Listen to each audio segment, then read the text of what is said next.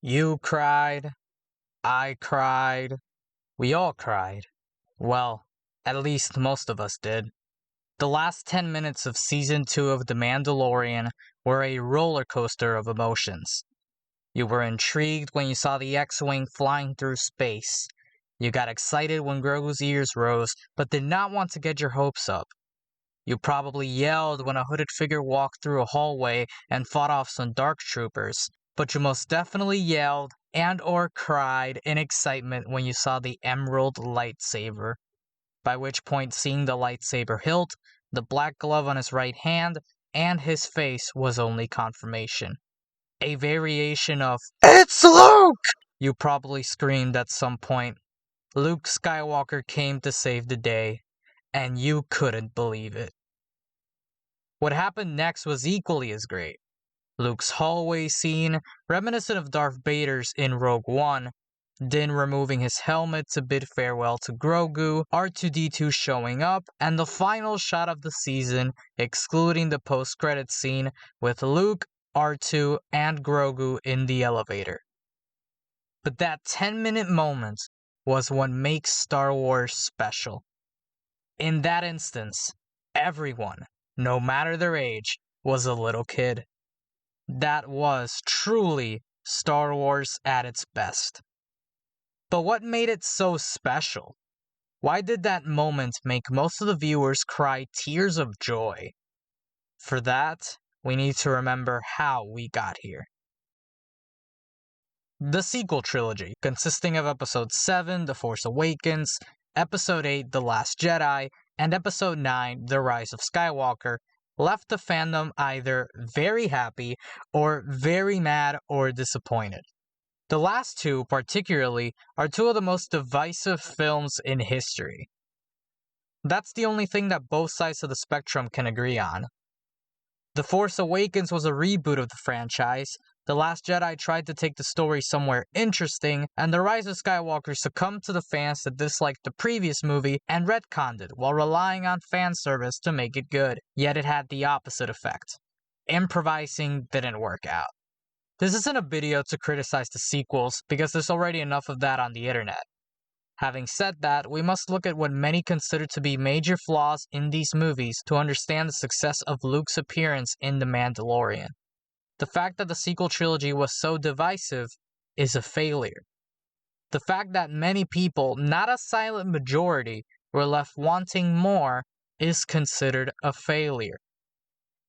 Luke's treatment, Finn's character arc, Rose's inconsistent roles, the use of Snoke, General Hux being a formidable villain in one movie and then being a pushover for the last two, Captain Phasma and Kylo Ren's arc, notably, are some of the major grievances many have with Disney's trilogy. In general, the lack of direction made the sequels the mess they were. It was a disjointed trilogy that is impossible to like as a whole. But the prequels are also bad and divisive, some may argue. And while that's a fair point to have, the thing the prequels did that the sequels didn't was tell one story, which was the factors that led to Anakin Skywalker falling to the dark side. And whether it did it correctly or not, its sole purpose was to illustrate how one of the best movie villains of all time came to be. The sequel trilogy, on the other hand, tells the story in the first film, takes the story to a different direction in the second film, and then its 2.5 hours of runtime becomes obsolete when the third film rolls around and ends up telling a totally different story than what was originally intended. Whether you liked one or a couple of those movies or not, one thing is for certain: that trilogy failed. Nevertheless, that failure was the best thing that could have happened to Disney. Season 1 of The Mandalorian and the final season of Clone Wars came afterwards, and it's safe to say that, for the most part, it's considered some of the best Star Wars content ever made. And that isn't by accident. The reason these projects had so much success is because of the failure that came before it. Everyone fails. Everyone, no matter the job title or background, fails. What separates good from great, however, is learning from those failures and helping them shape your future success. The reason most Star Wars content that has come after the sequels has succeeded It's because Disney learned from their failures.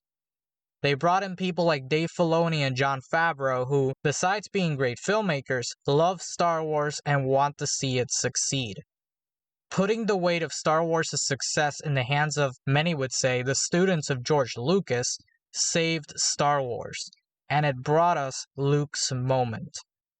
The moment itself, objectively, wasn't that special. Luke Skywalker answered the call of Grogu and came to take him for training. It wasn't something illogical to think about. In fact, it was something that a lot of fans had in mind as a possible outcome and were looking forward to it. But we didn't actually think it would happen. As great as the moment would be, it was better to not create high expectations. After all, we'd already been fooled with the previous 2 movies. But no matter how much you might dislike Disney's trilogy, one thing is clear. Without them, this moment wouldn't have been possible. As good as seeing The Clone Wars, a show many of us grew up with, and accordingly, it was something already planned and wouldn't have been necessary if Disney hadn't canceled the series in the first place. And as good as Season 1 of The Mandalorian was, it couldn't get as good as Luke getting his moment. The moment that Luke failed to successfully get in the sequels. At least that's what we all thought. And to our surprise, Dave and Jon delivered.